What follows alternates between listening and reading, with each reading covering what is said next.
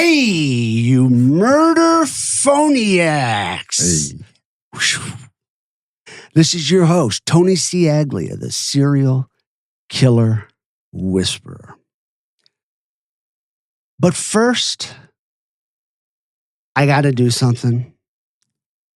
Let me work up, okay? Because this is backed by popular demand.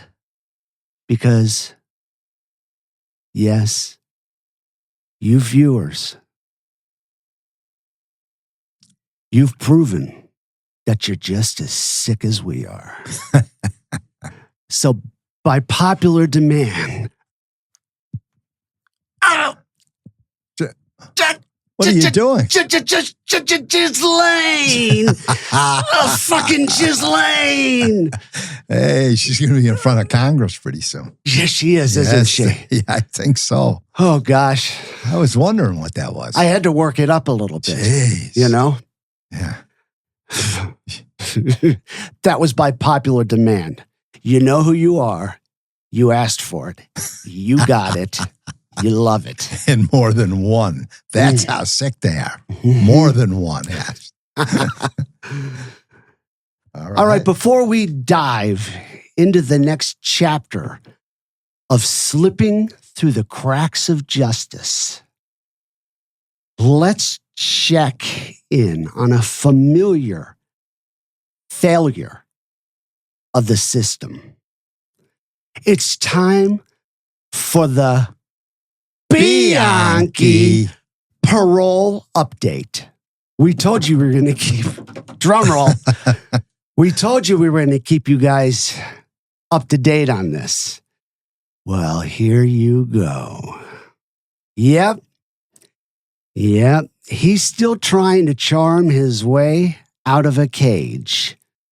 And the fact that he even gets the chance tells you everything you fucking need to know about how broken the system really is. Yep. Kenneth Bianchi. This son of a bitch, his parole situation, and the court made its ruling on a day that couldn't be more personal for myself. July 23rd, the day I met God back in 1992, the day I was given a second chance at life.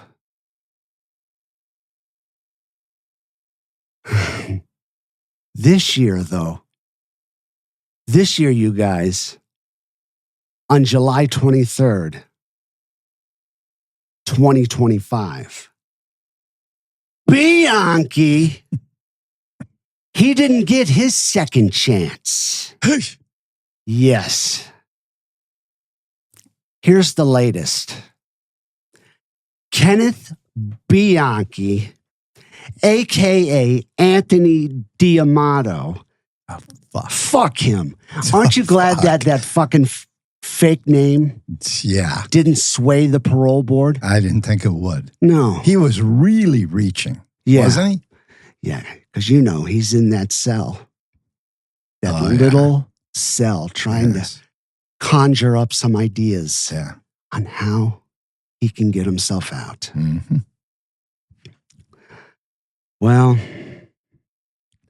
Mr. D'Amato, one half of the sadistic duo known as the Hillside Stranglers, was like a snake, denied parole in California. Again, this was his 8th attempt. Don't you love it? I love it. 8 times. Yes. He's heard, the weasel. We're going to have to deny you, Mr. Bianchi, or Mr. D'Amato. Or whatever would you prefer Kenny? No, that's only something I can call him. Francis. Oh, Francis. She could do it too, Yeah, when she's jacking him off. Oh, stop. Come on. That was bad. I shouldn't have said that. You and I know what happened. Stop. I know. But that's what's so great about murder. Stop. We tell people the fucking way it went down. Moms are off limits. I know. Okay. So it's okay for her to burn his hand, though, to a stove? Yes. I'd rather get jacked off than my hand burnt.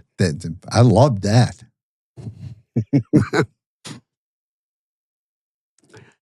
Here's the latest, right? Kenneth Bianchi, one half of the sadistic duo, the Hillside Stranglers. He was denied in California. His first denial came back in 1985. And after 4 decades of trying to manipulate the system, like he manipulated his victims, he's still not going anywhere. He won't be eligible again for another 10 years. Yes. Mm-hmm. What's the point of that, you know? It's just like, asshole, you're going to die in here. You're going to leave when we send your ashes to somebody or... Well, you said it in the beginning. The system is broken. He shouldn't have a chance. To come up for parole. No. Yeah. As if that weren't enough, Washington State, yes, one of the most liberal fucking puke states in this country, slammed the door shut in this motherfucker's face. Again. In June, their parole board reviewed his case and denied his release, placing another 10 years on his sentence. So let's make it clear. Bianchi remains caged where he belongs, and he'll be rotting there until at least the year 2035. How old will he be then? In his 80s, right? Yeah, 85, I think. 85? I think he's 75, I think. Yeah, so say he gets out then and tries to manipulate and kill a girl. Mm-hmm. The woman will beat his ass if he's in his 80s. I don't think he's got much left in the tank. No. Yeah, and trust me, when 2035 comes around, oh yeah. You see that screen right there? Fucking murder phone.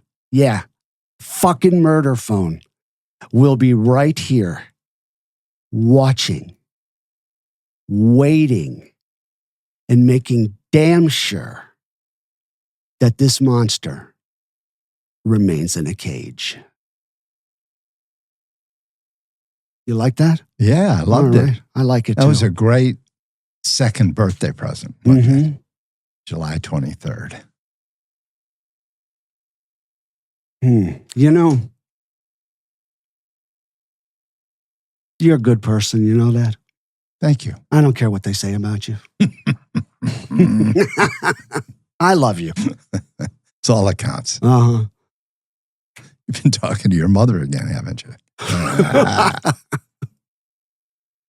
Season 7 of Murder Phone is titled Slipping Through the Cracks of Justice.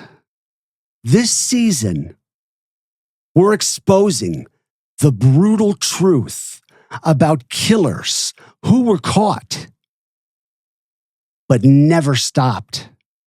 Men who should have been locked away, yet walked free again to kill. The case of David Gore and Fred Waterfield is one of the worst.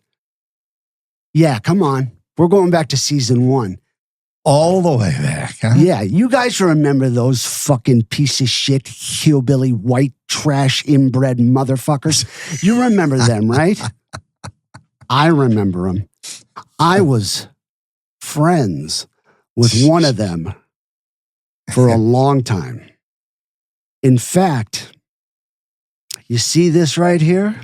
And you know what? Let me point this out. We weren't on video back then, but they didn't get to see these things. Oh, they did. Oh, they didn't get to see the pages. Yeah.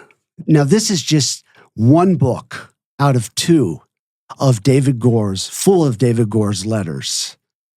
to me, boastfully bragging about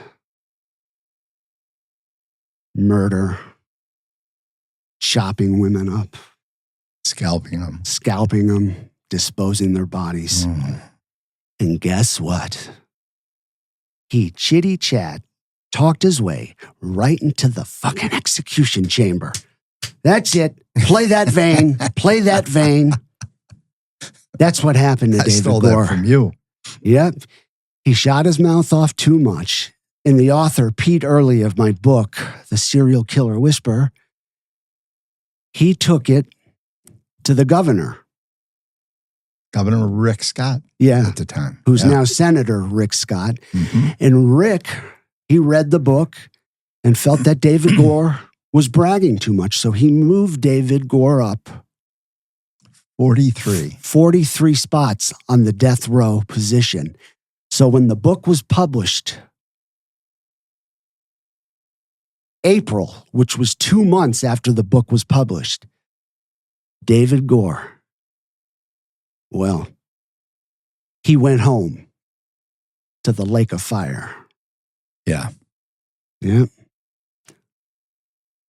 He didn't blame me, though. No. How could he blame you? No. I mean, yeah. If it wasn't for this book, though, he'd probably still be alive. Oh, I'm sure he would. Mm-hmm. Holy shit, where was I? In 1976, all right, they should have been stopped. Hillbilly 1 and Hillbilly 2. Hey, I forgot that. You remember that? Yes, I just remembered it. Yes, I do.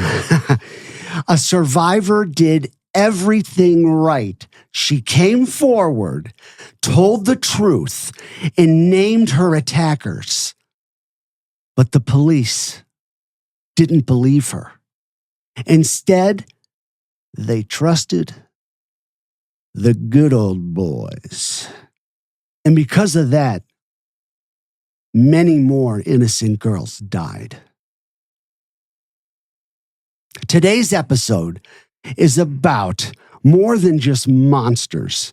It's about what happens when monsters are handed a pass. And it's not like a hall pass, like when your wife or your girlfriend gives you a hall pass to fuck another girl because she's hot. Oh. No, never mind. You're on one today, aren't you? I am, I know. Yes, sir. I just saw pass and all I thought about was hall pass. Right? Yeah. Yeah. Now, all the guys out there are looking at their girls or their wives and saying, why don't I ever get a hall pass? Exactly. I don't get a hall pass. No, It'd be nice, but I don't. Not anymore. I don't give her a hall pass. That's true. No. And I have that locked down, Huh. So when the system looks a survivor right in the eyes and chooses not to believe her, David Gore and Fred Waterfield, they didn't just kill. They hunted. They stalked teenage girls through the streets of small-town Florida like predators in plain sight. And they got away with it for years. Pass after fucking pass. But they should have been stopped in 1976 because that year, a young woman named Angela Hommell survived the unthinkable. She was kidnapped.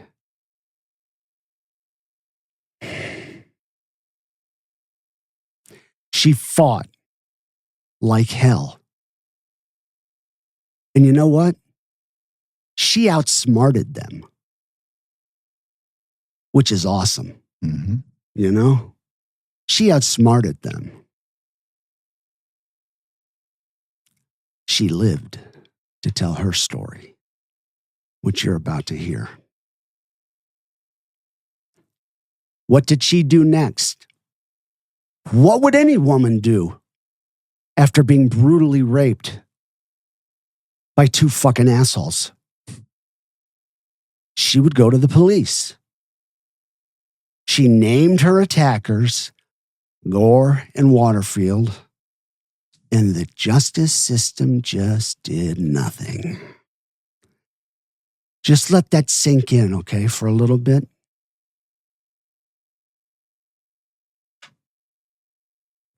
You've been talking a lot.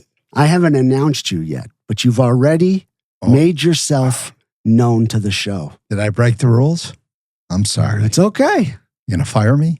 I can't. You're too beautiful. Oh, yeah, sure. You are. Yeah. Thank you, Tony. The silver hair fox. Here he is, the legend, my dad, who's known by several names, but most importantly, he's the one and only Coxman. That's you, Dad. I still don't know how you came up with that name. It stuck, though, didn't it? It did stick. It did. Yeah, like herpes. Yeah. You're right. All right. Thank you very much. So this case, it's a haunting nightmare of law. Law enforcement's worst failure. I mean, we covered some really bad shit with John Wayne Gacy. But this, I think, it may even beat that. Maybe a tie, right? So two so-called, these are good boys. These are good boys. Inbred. The boys that the town just couldn't believe could commit such unspeakable acts. Well, you better believe it. But make no mistake, that was a lie. A sick cover-up spun by the good old boy network. The sheriff, one of the boys' uncles, he buried the truth deep, sweeping the horror of this rape under the rug. And in that fucking silence, at least 18, listen to that, 18 more young, innocent girls were dragged into a living nightmare, raped, tortured, and murdered. Because after this time, they said, there's no fucking way we're ever letting one of them go. This season, you're going to hear Angela's voice, raw and unfiltered, as she tells her story in her own words. A rape so horrific, it still shatters her soul, still brings her to tears every time she speaks about it.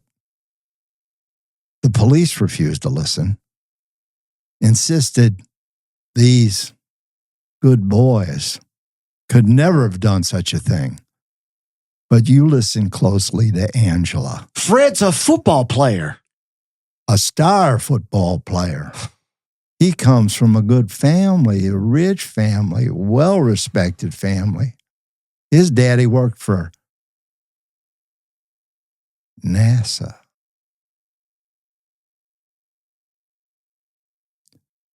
Did he really?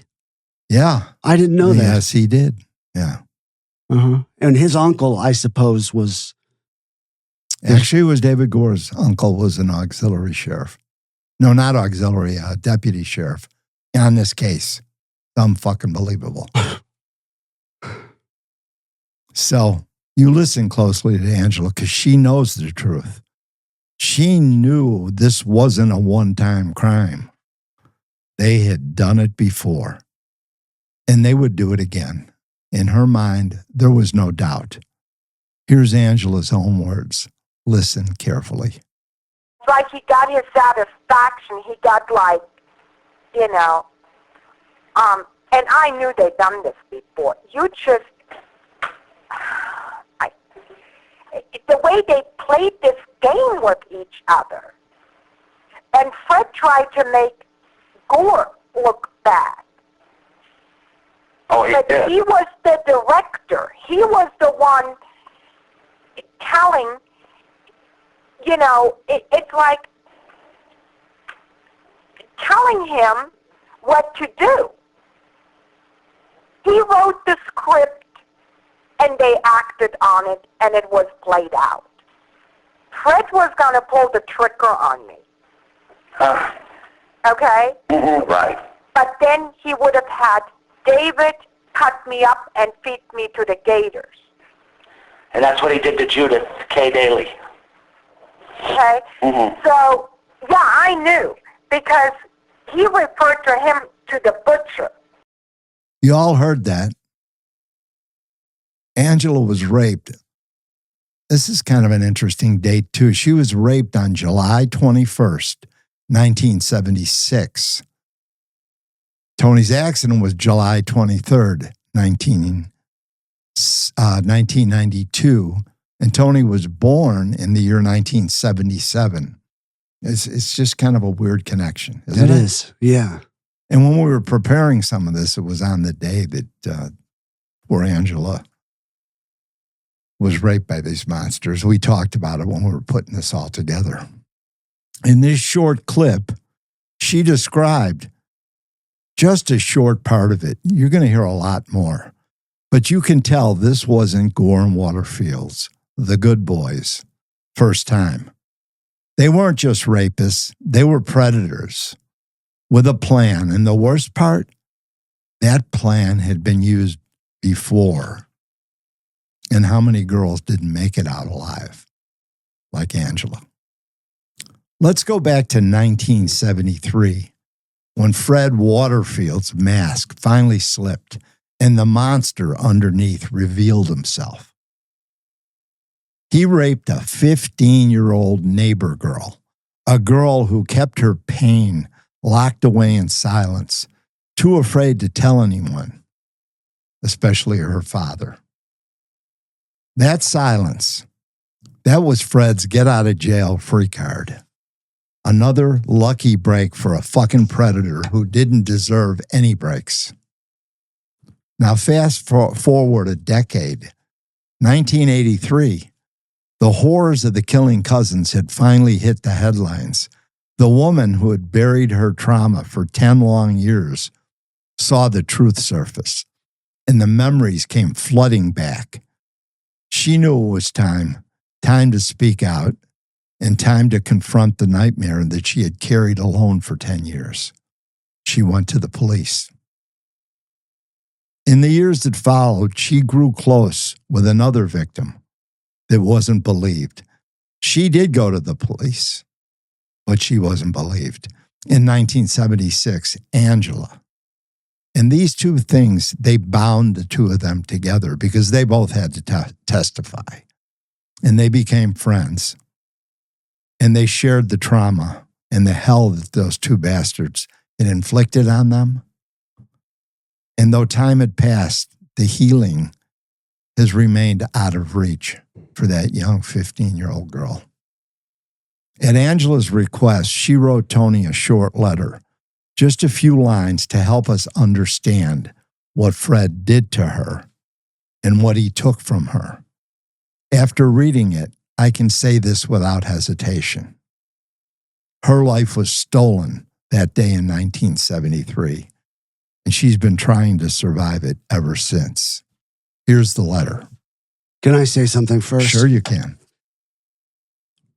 Having a David Gore's uncle, a deputy sheriff on that case, isn't that conflict of interest? If you ever heard of it before? It's not only, it's conflict of interest, but they, as you know, and they may remember the case. It's been a while. It was our first season. But we got a lot of new listeners that are going to hear her. Which, talk. guys, it's fucking great, all right? Yes, thank you. First season. Go back and check it out if you haven't but already. there was no video, man. They didn't get to see us, the letters. So what? They get to listen to this fucking sexy voice. Yes, seducing them as they just listen. But anyway, yeah, it was a conflict. But they didn't play by the rules, as you'll find out. So back to this letter. Now, this was a girl that was raped at 15. I saw something in him that made my blood run cold, and I just went limp after that, just like a rag doll. I gave up any little bit of fight I had in me. This person, who I thought was my neighbor, my friend, was a monster. Imagine, if you will, this. He was laughing his head off hysterically, like a maniac, the entire time he raped me. Let me ask you, what kind of a sicko do you have to be to steal a child's innocence and laugh the whole time while you're doing it?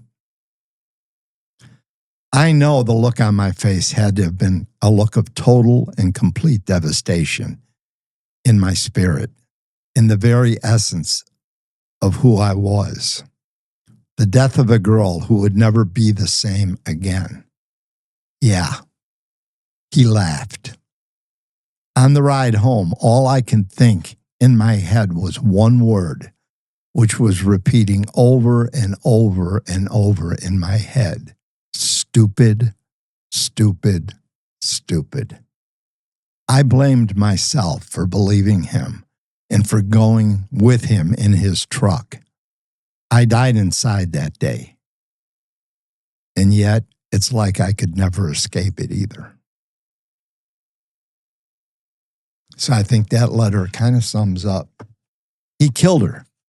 He killed her spirit, and to this day, she's still not the same person. Okay, bud. No, that's horrible. Yeah, it's That's read that horrible. letter many times. Each time I get you get sick. 15. Yeah. Neighbor.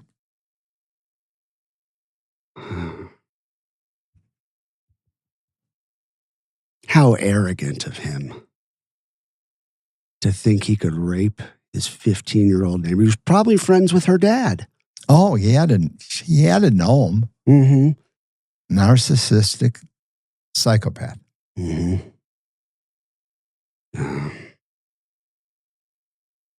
So that was 1973.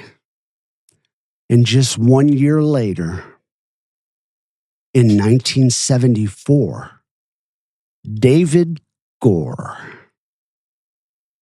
the other half of this depraved duo, felt the need to outdo his cousin. It was as if there was a twisted competition between the two of these morons, fueled by perversion. You can see it unfolding, step by step.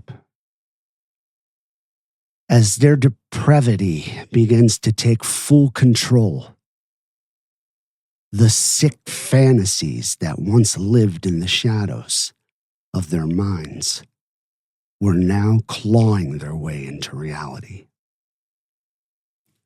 And this is where David Gore crossed the lines for the first time. I swear, if anybody has ever lived up to the definition of inbred, it's these two motherfuckers. You know? No shit. They are like fucking country pone white trash. The worst. Yeah. In a letter he wrote from behind bars, David Gore described in grotesque detail what he called his first kill. Reading it again turns my stomach, but we have to show it. We have to show you how this nightmare unfolded, because this whore didn't just show up in 1981. It is the kind of evil that doesn't just happen overnight. It grows, it pulsates, it festers. Now, everybody, I'm going to read this letter to you, and it's quite graphic. So, if this kind of stuff bothers you, you might not want to hear me read this letter. Hey, pal. I do hope this will find you and your family doing well. I'm fine, at least for now. As you can imagine in here, you have good days and bad days. This is the first one I did on my own. And it was back in the mid-1974. I had been driving behind this woman one day, and I really wasn't paying much attention to her until she turned into this little road that went back into a grove. I didn't see a house, so of course seeing a woman turn into a grove by herself certainly got my attention. So I did a lot of snooping to find out where she went. Come to find out, there was a house that set way back in this grove. And I'm thinking, what an excellent place to get one. For a few days, I staked out her house.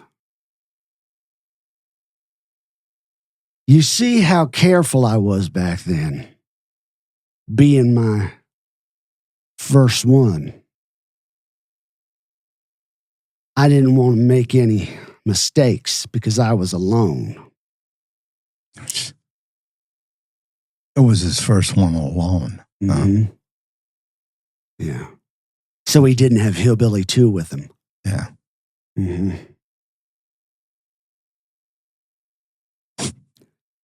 I had found a place I could park and slip up next to her house and watch to see who all is there.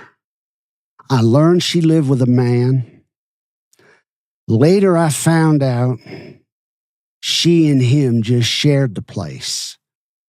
I saw her one day outside hanging clothes. She had a pretty nice body and these really huge tits.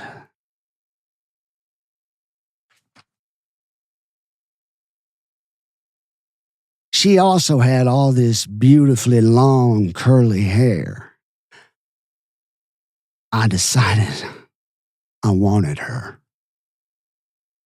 This dude she lived with went to work every day, so my ruse would be to pretend I was a beekeeper and that I had permission to put bees in that grove. This was very popular for groves and would not come across as unusual. How I did it. I drove right up to her house and with a clipboard in hand. Yeah, so he looked really fucking official, like my dad. Look at him. Yeah. Fucking asshole. Uh-huh. Could you see him? You could picture him. I can picture him.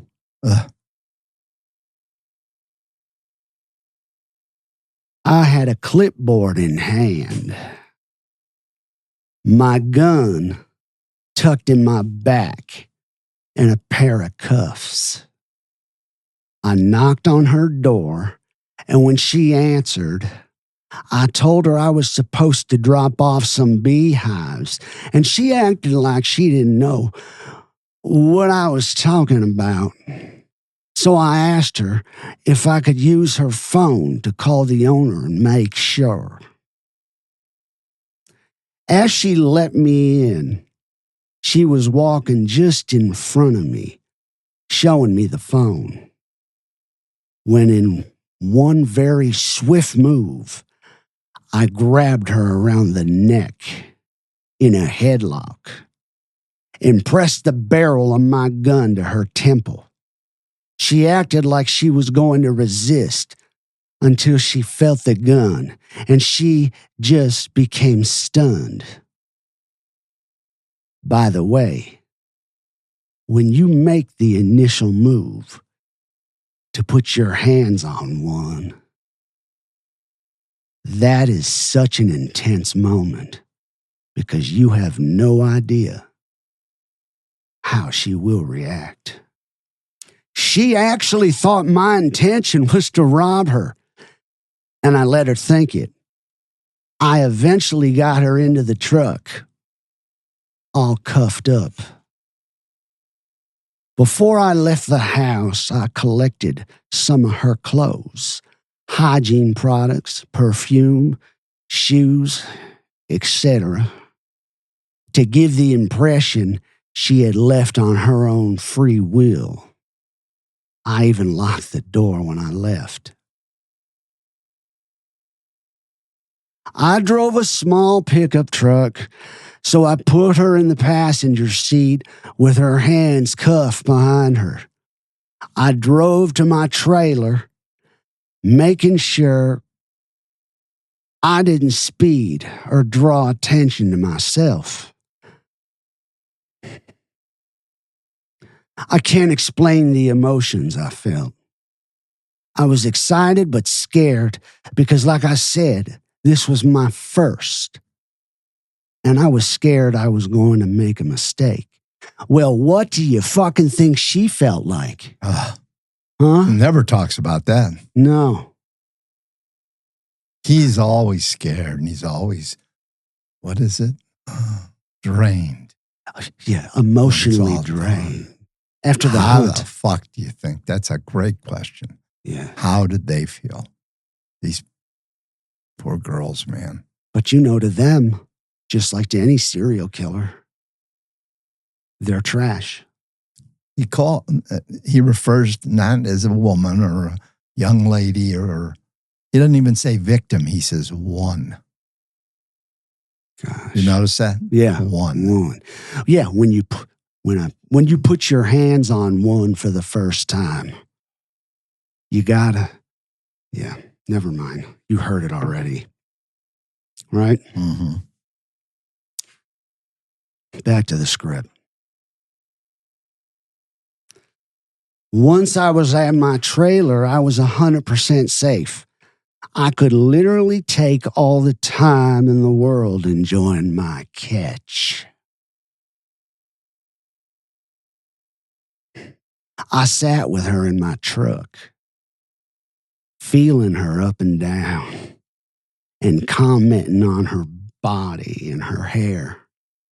Before I took her into the trailer, I put her on the couch and stripped off her top.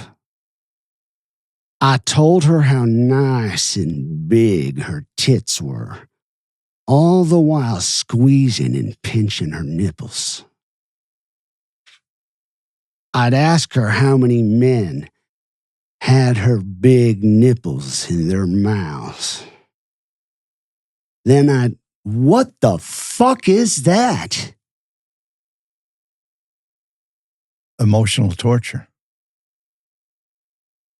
What the fuck? How many men have had these big nipples in their mouths? Fucking. I'd ask her. Then I'd hold her head by her hair and tell her, now let's see what you got between your legs. When I slid my hand between that cunt's legs, I felt this long hair on her pussy. And it did excite me. That really caused me to want to get her on the bed. And I was pretty rough leading her by her hair, and those huge tits were bouncing like crazy. Big man, huh? I put her on the bed and stripped her naked and went to work. By now, she knows what's in store for her.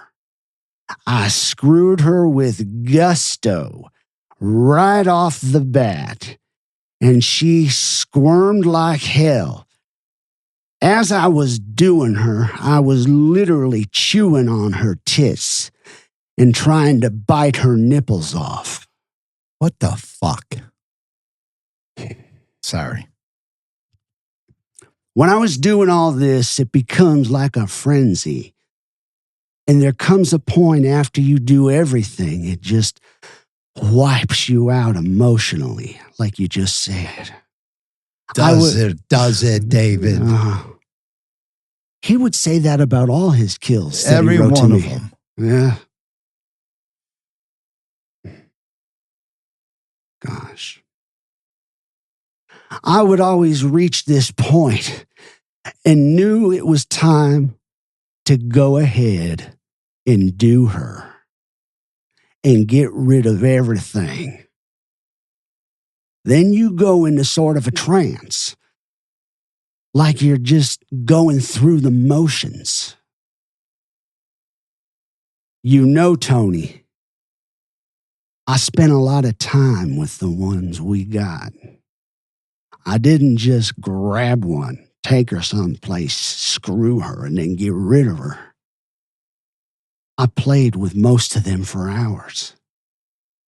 You have to remember, once I got them to my trailer, it was secluded and I was totally safe. I didn't care how loud they screamed. There was no one around for miles. Well, my good friend,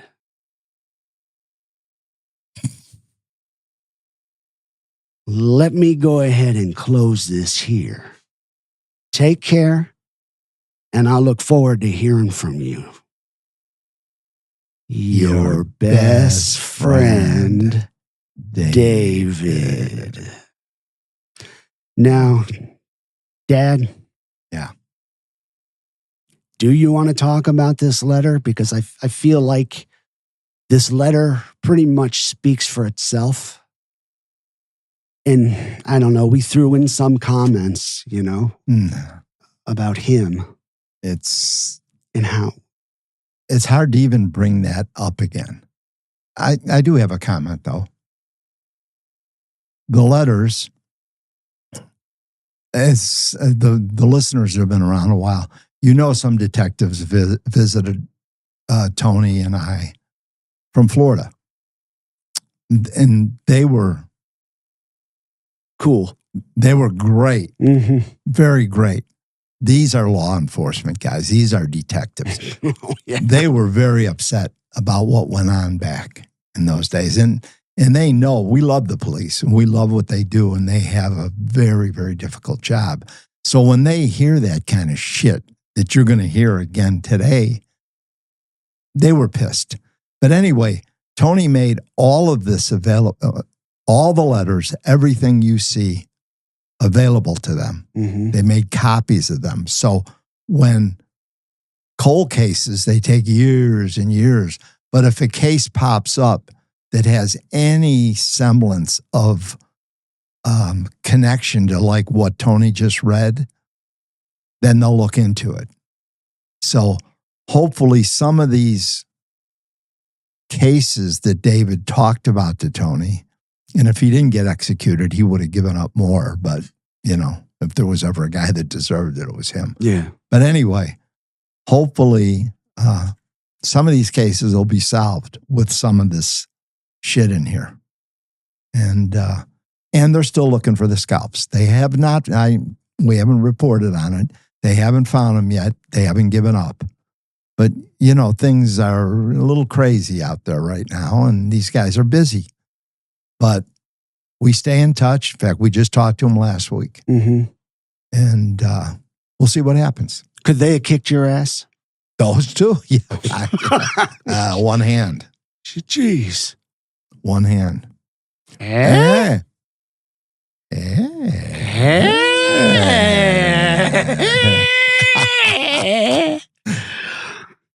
And one of them actually is retired since. And I think he listens to the show because he comments once in a while. So we'll say hey to him. He's a great guy. And you talk. Great. Yeah. Kind of reminded me of Dirty Harry. This guy was no nonsense. And you think I could have kicked one of their asses? No, you couldn't. No? You couldn't even come close. Even with a gun, you couldn't. Oh, fuck. But anyway, hey to these guys. And we love the work you did. And it's not your fault that this shit went on. I'm sure if you would have been there, it would have been a whole different ballgame. Oh, they told us some detective stories. It was awesome. Yeah. And before you go into this, I want just to say one thing. Sure. I screwed her with gusto. Oh. Doesn't it make you sick? Yeah. Just disgusting. And they were pathetic, let's face it. But don't let that fool you, because they were also predators, cold, calculating, and lethal. So let's go back to 1969 through 1971, Indian River County, Florida. Back then, David Gore and Fred Waterfield weren't killers yet, but the sickness was already festering. They used to sneak up to the balcony of the local high school gym and spy on the girls changing in the locker room. Just a couple of degenerates with a stolen view. As a matter of fact, a PE teacher caught David one day, and she looked at him and she said, you're a pathetic creature. Now, how prophetic was those words? Huh? Yeah. How prophetic. And the picture that you guys on YouTube are seeing right now are those two assholes. It's a high school picture. And I think Fred was a year older than David, but and that's how they looked in high school.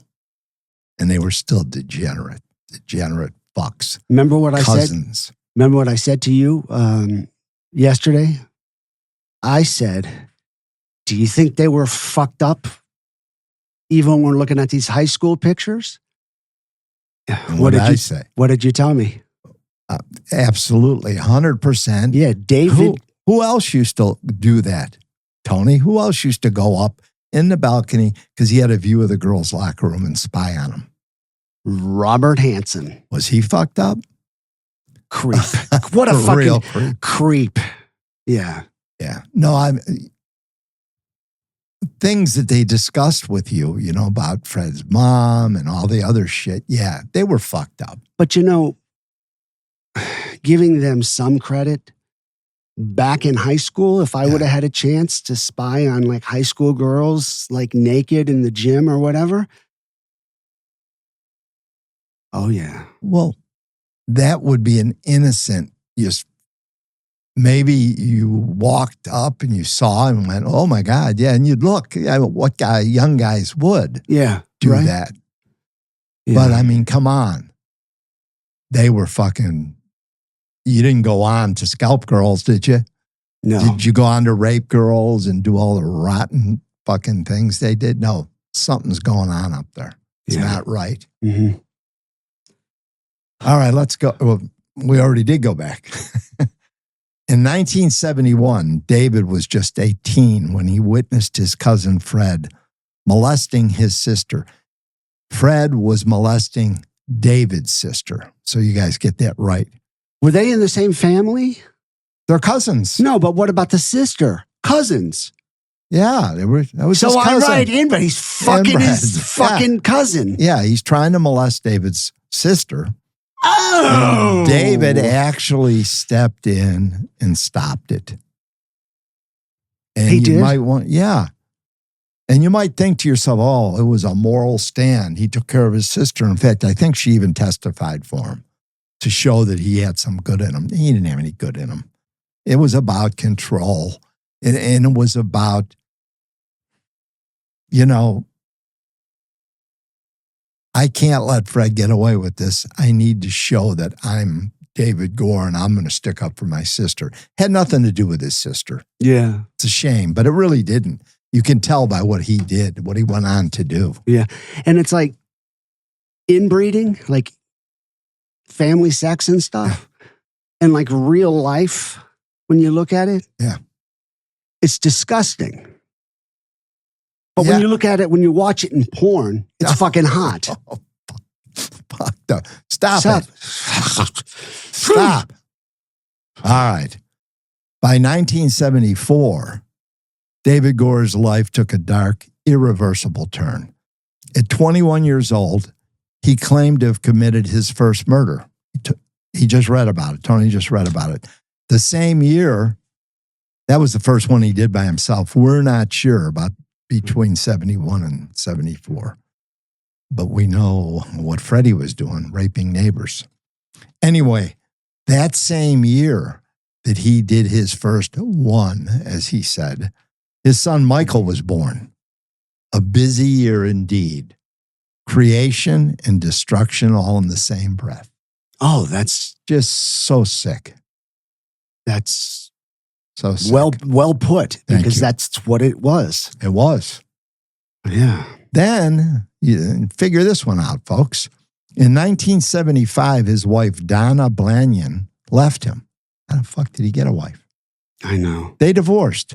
But that same year, David Gore married again. He had another one. He must have found her in like a swamp. He had with to, the right? Gators. Maybe a and pet fucking, store. Yeah, backwoods In a fucking cage. creature. Huh. Anyway, this time he married Connie Jean Ayers. Connie Jean Ayers. Ayers. As his personal life spiraled, so did the violence. June 23rd, 1976, a quiet stretch of road on State 60 turns into a hunting ground. Freddie and Dave tried to abduct a young woman by the name of Diane Sullivan Smalley. They shot out her tires, dragged her towards their car, and attempted to force her in. Yeah, She fought hard. they fucked with the wrong Irish broad. Yeah, they did, didn't they? Oh, yeah. And she fought her ass off, broke loose, she escaped. 2 people stopped and she jumped in the car. She lived. She told the police everything. She gave detailed descriptions of the 2 good boys.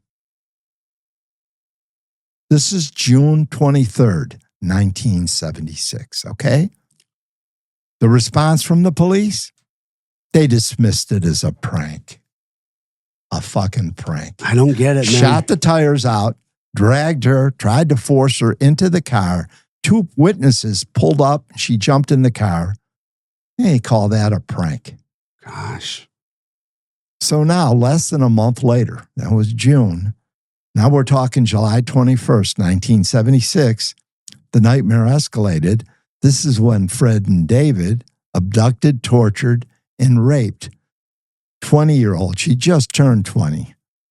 20-year-old Angela Hommell. She survived. She filed a police report. She told them everything, and still, no arrests. Now they fucked with the wrong German girl. Yeah, they fucking did. Uh-huh. No charges. That same year, December 22nd, 1976. I'm sorry. December 22nd, Gore divorced Connie Jean, which was December 22nd, 1976. So yeah, it was that same year. And by 1977, he remarried his first wife, Donna Blanyon, like nothing had happened. What the fuck? And we have a story that we'll tell briefly later about what happened in that house during the time that Connie was gone and Donna came back. That house, and we will show pictures of that house. Is this like Tales from the White Trash or no? It's just It's pretty bad. It's worse than that. Jeff. Worse than white Yes, it trash. is, yeah. Worse than white trash. So David Gore would later tell Tony, in his own words, that from 1974 to 1979, he and Fred committed the majority of their murders. Let that sink in. 1974 to 1979. They didn't get caught until 1983, folks. They weren't credited with their first murder until 1981. But he's telling Tony they did most of their murders in that 5-year span. So those years were drenched in blood, and yet not a single charge, not one conviction. And the police had their chances. These men weren't just monsters. They were monsters protected by silence and ignored by law enforcement, dismissed by a system that looked the other way over and over again. They were never held accountable for what they did during those years. So when you hear the names David Gore and Fred Waterfield, just remember, they were known, they were reported, and they were stopped by victims. But they weren't stopped by the police. Not yet, at least. Well, you got to meet him. I told him to come over. So don't leave. And I'm going, okay. And so Fred Waterfield came over. And the first moment that he came through the door, I was sitting on the sofa. I didn't like him. It felt creepy. There was just something. He was big and fat or overweight, obese. He wasn't floppy fat, but he was obese. And Bob said, well, this is Fred. He's the mechanic, and I want you to talk to him. I said, about what? And he goes, well, just in case something goes wrong with your car. And I'm going, Bob, if something goes wrong with the car, there is a mechanic up the street. It was a Chevron gas station. I remember it because it was white, red, and blue, the sign. And the truck stop is across the street. You know, I mean, what do you want me to do? And I said, I really have nothing to say to you, Fred. I understand you went to school with my husband, and that's nice. And you're a famous football player, and that's nice. But, thank you. And I went into the bedroom. Given his history. Yeah, but Bob got upset with me. That's weird. Yeah. Weird. And I thought that was strange too.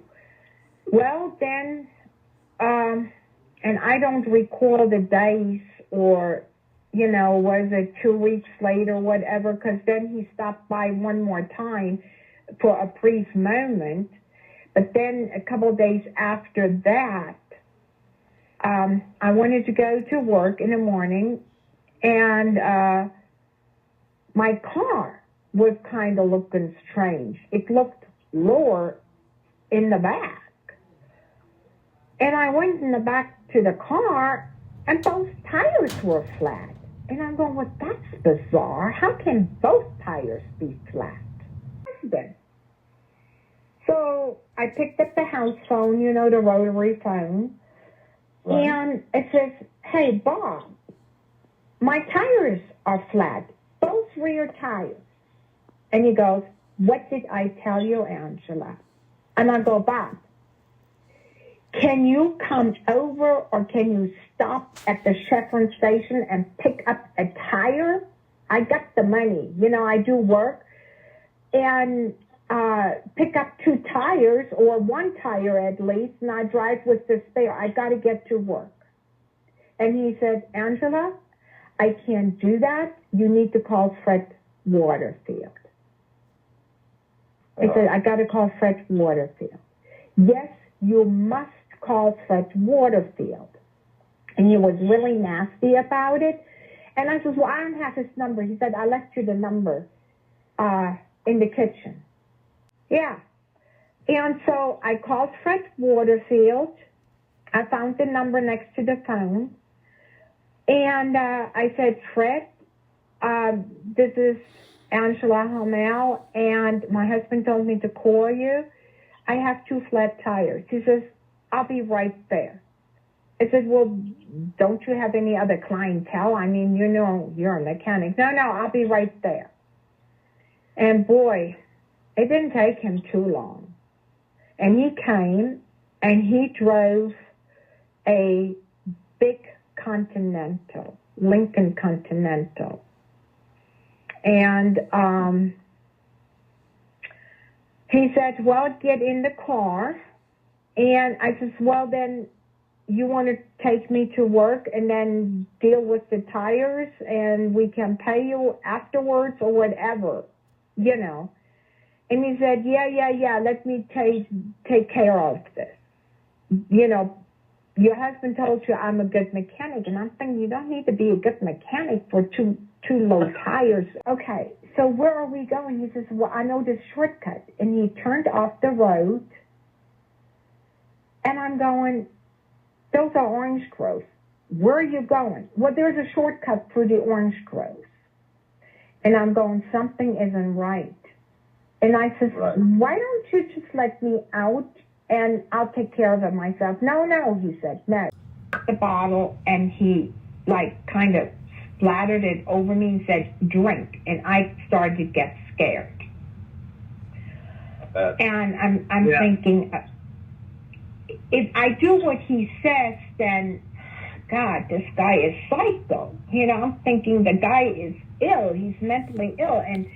And then I remember what Bob told me about the jogs that the girls flaunt themselves to them, and I'm going, oh my God. And the next thing I know is the front right wheel, he looked at me and he touched my hair. I had long hair. And I said, leave my hair alone. And he said, look what you make me do. You make me do. You'd make me drive in the ditch. I'm going to go get my cousin. It's your cousin. Your cousin? Where's your cousin at? We're in the orange grove. Oh, he works in the orange grove. There is a house back there. And I'm going, okay. And I said, I'll go with you. I don't want to stay here in the car. Plus it was hot and muggy. You know, it's humid there. And I said to myself, then maybe if there's other people, I can get other people to give me a ride back or whatever, because I felt so bizarre. I felt like something isn't adding up right here. And Fred could have gotten this car out by himself. You understand? It wasn't bad. Yeah. It was not bad. It was a setup to find a reason and excuse to get Fred. Now, what I don't understand is why he didn't go to where Dave was in that house that he said. Or maybe Dave wasn't even in a house. Maybe he just waited, you know, because this was all a setup. Oh, yeah. So I got out of the car and I'm thinking, okay, how do I get out of here? I wanted to run away, and then I remembered Bob told me always about the gators. The alligators. And I didn't have no mountains, you know, so I didn't know south, north, east, or west. I mean, you're like in a dungeon in these orange groves. Right. And so I tried to figure out where to go, and then I said, well, maybe I'm just, you know, overreacting. And all of a sudden I heard voices, and I looked up. I was hoping it was someone else, but I recognized Fred, and I hid behind some trees, and they got to the car, and this other fat, shorter guy was with him. And he looked uncombed, you know, and so Fred yelled, Angela, where the hell are you? And I'm going, what am I going to do? And so I said, I'm here. And so they said, literally, get your ass in the car. And Gore looked me up and down like they were both undressing me. You know, it's a strange feeling when a male stares at a female. Now, I had my uniform on, you know, trousers, trousers and a top, white, you know, and white tennis shoes. And they got the car out and they said, get in the back seat. And he says, well, I can't turn around here. We got to go a little bit further. And I said, oh, Dave is going with us? Yes, he is. And I'm going, well, that's weird.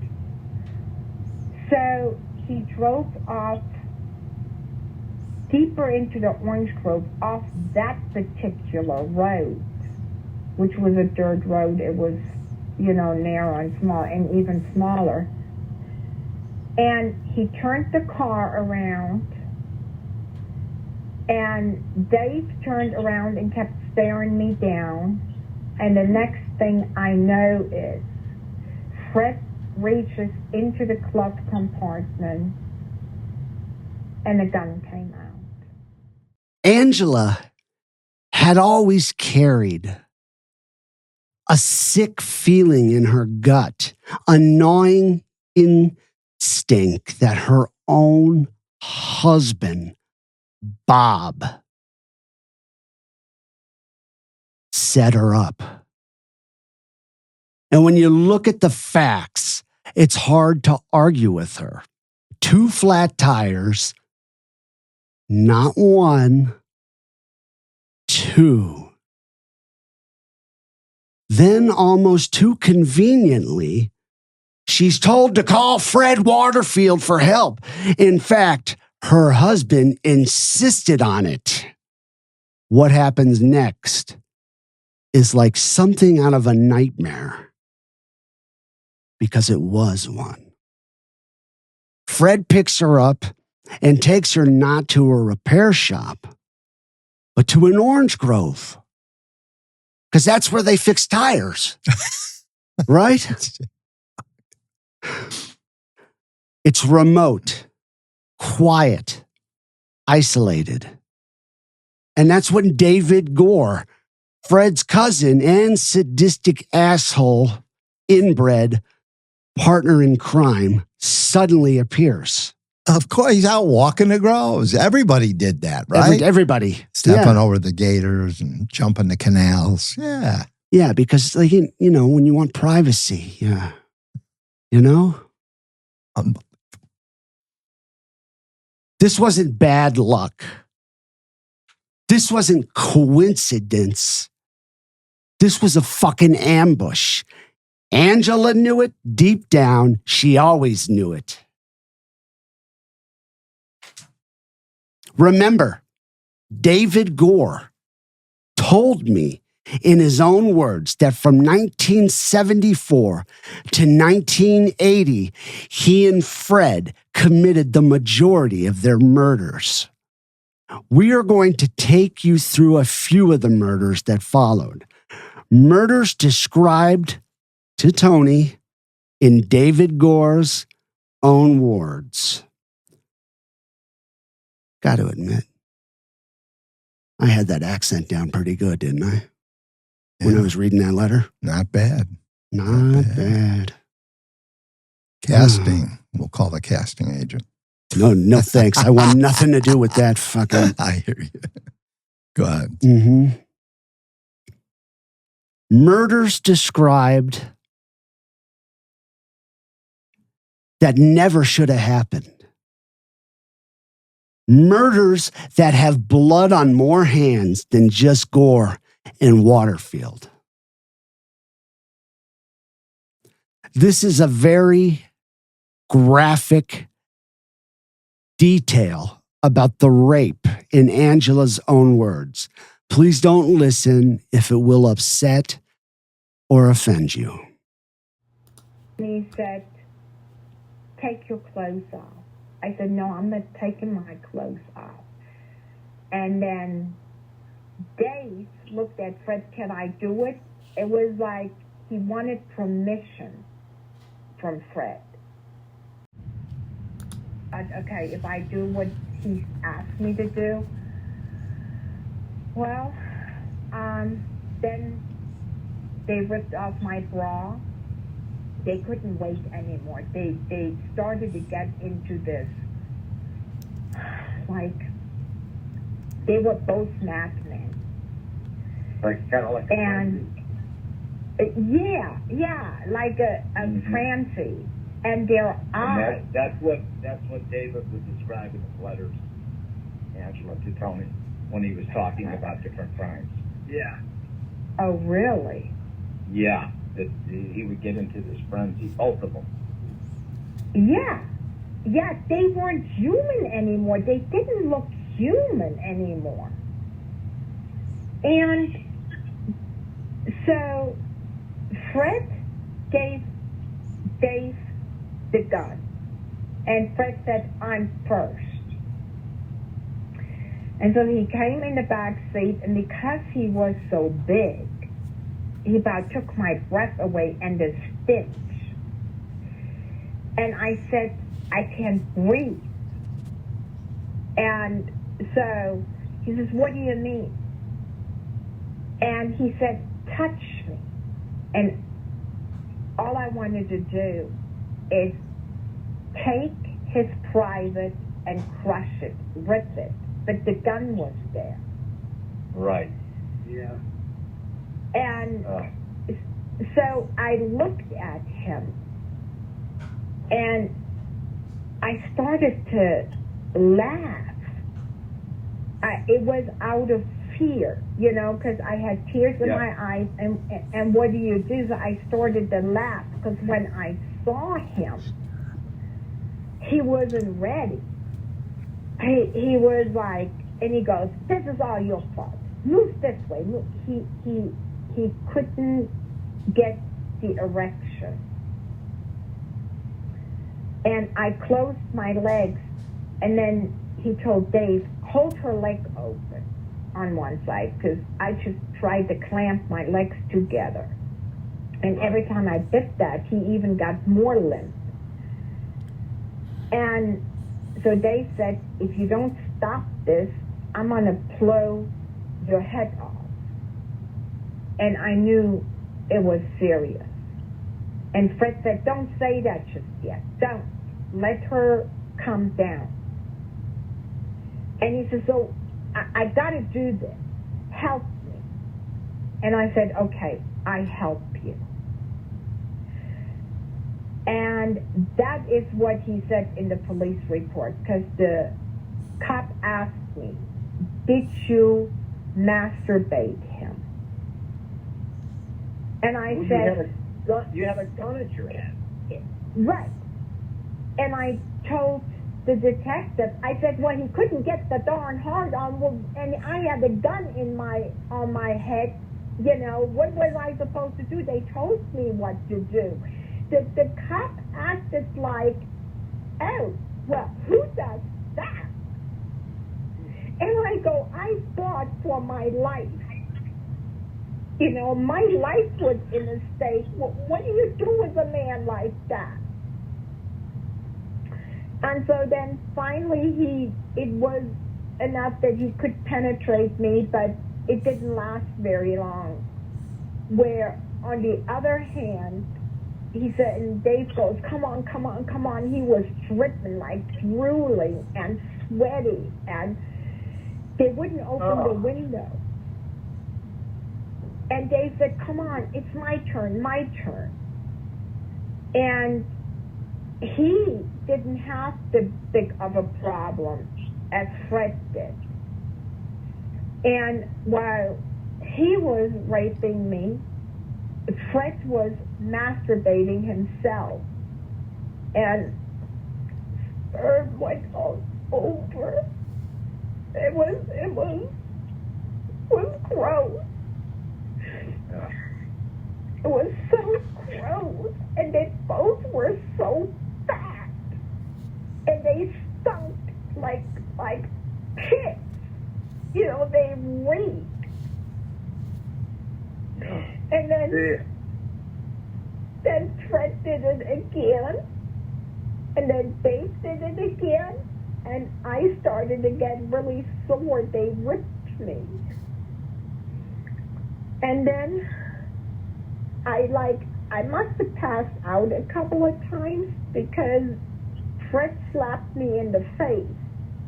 You know how people get slapped in the face? Yeah. And I said, I'm fine. Let's just get done. Let's take me home. And that's when David said, can I tell her? And Fred goes, yeah, go ahead and tell her. And Dave said, you're not going nowhere. We're going to kill you. I said, you're going to do what? We're going to kill you. And all of a sudden, a knife came out, like a butcher knife. You know, Yeah. not like a steak knife. It looked different from what I knew steak knives were like.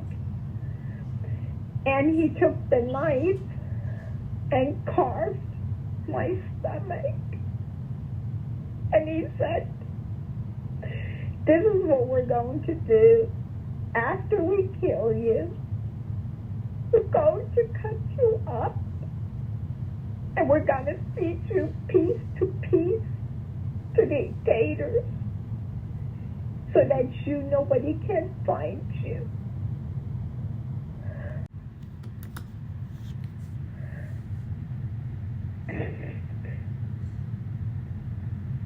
And I said, you got to do that, huh? And Fred goes, yeah. He said, you know, my cousin is a butcher, or was a butcher. The word butcher came up. And I said, well, is it so? You really don't got to let me go. And they said, Fred said, nope. That's what Dave wants to do, and I'm all good with it. I'm not going to do it. He is going to do it, because he is the butcher. And I said, so before you kill me, let me just have a minute to myself. And the knife still kept going over. They were done cutting me, but I had marks on me, and it was bleeding, and it was burning. And so I closed my eyes, and I said a prayer to God. And I said, Jesus, please let my mom and dad know.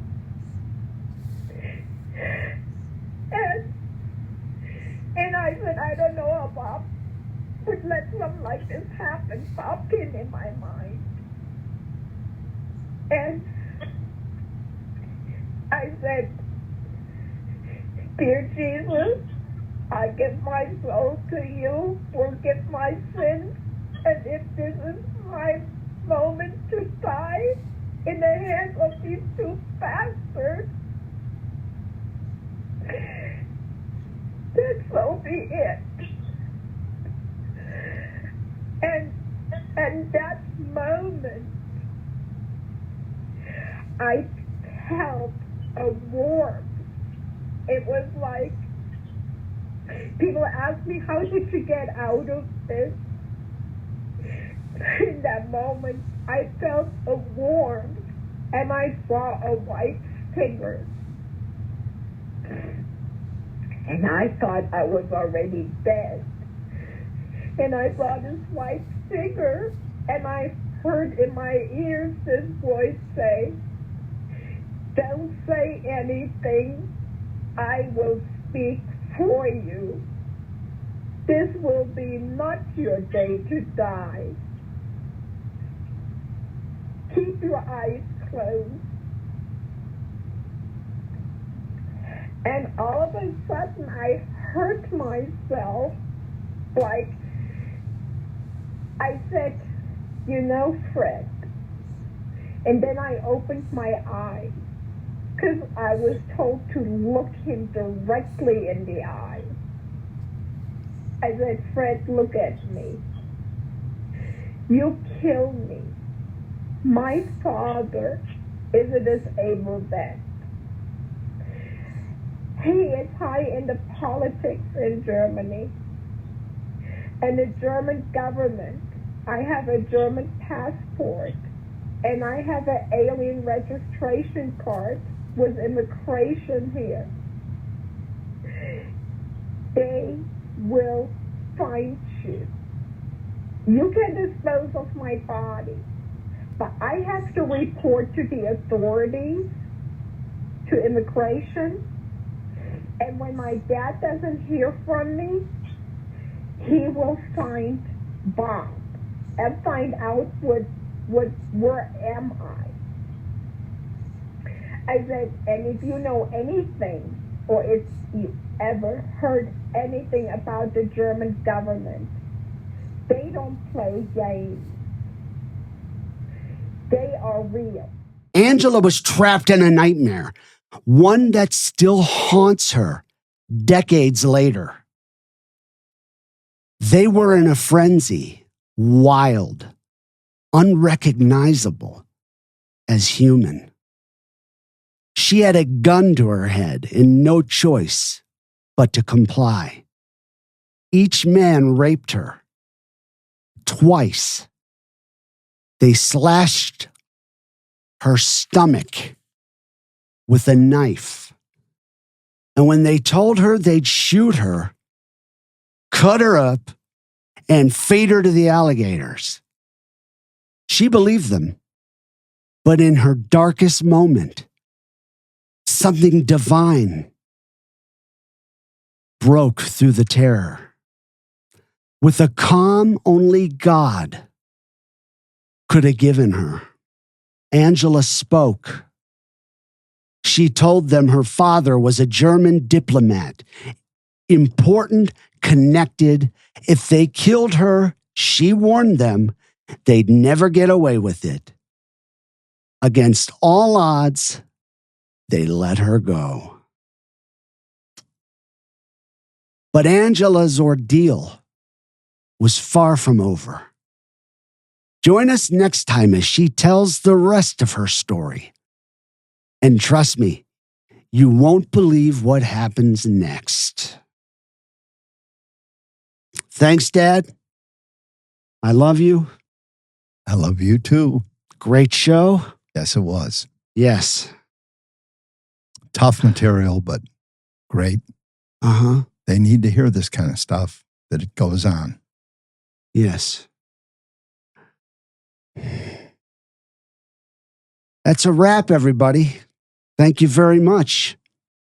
Remember, stay safe, take care, and remember, always walk in the calm after the storm. Love you, pal. Love you too.